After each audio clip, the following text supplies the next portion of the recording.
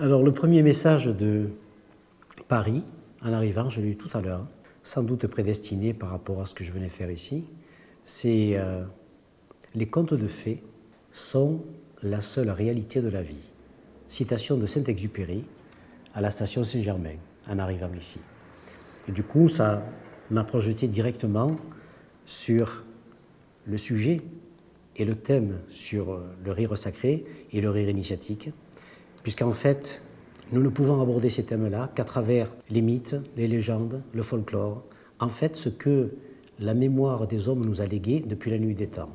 Alors bien sûr, nous n'allons pas faire un résumé de l'éternel rire des dieux, puisqu'il est trop complexe pour qu'on puisse en faire quelque chose d'unitaire en si peu de temps.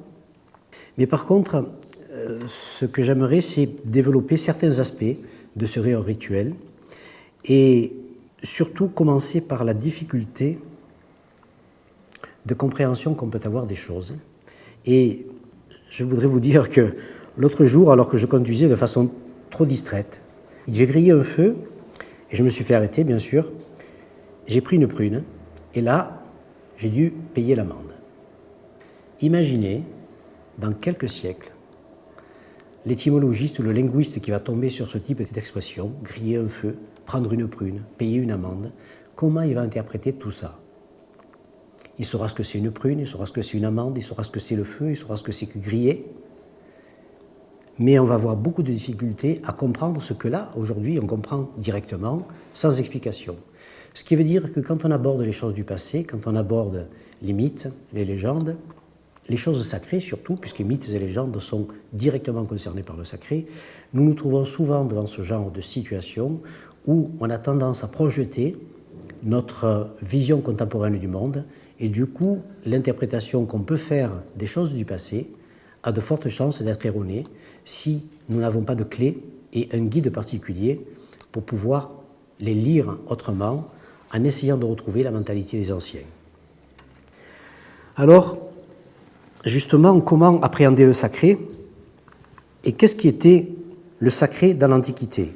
Je voudrais vous livrer une citation de Giorgio Agamben qui nous dit « Profaner, c'est restituer à l'usage commun ce qui a été séparé dans la sphère du sacré ». Eh bien, le premier exemple qui me vient à l'esprit, c'est l'exemple très connu de la mythologie de Prométhée qui vole le feu aux dieux. Et les dieux lui en ont voulu, il sera puni pour cela. Je ne vais pas raconter l'histoire de Prométhée, mais l'intéressant, c'est que la réaction des dieux a été terrible, puisque leur critique concernant Prométhée a été la suivante. Il nous a pris le feu et les hommes vont le galvauder et ils en feront n'importe quoi. Donc le feu, bien entendu, que vole Prométhée, c'est le feu spirituel.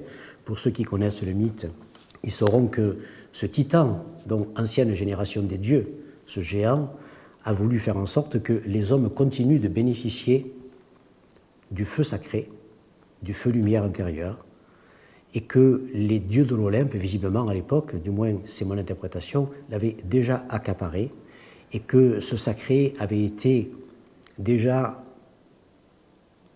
pris et justement maîtrisé par les dieux pour qu'ils puissent le transférer aux hommes. Et cela, ce mythe de Prométhée, fait une allusion au fait que, sans doute, avant que les dieux ne soient, les hommes possédaient tous ce feu lumière intérieur. Juste à rappeler, en passant, que les dieux de l'Olympe, c'est l'âge d'argent, et avant l'âge d'argent a été l'âge d'or, où les hommes ne travaillaient ni ne faisaient rien qui était profane.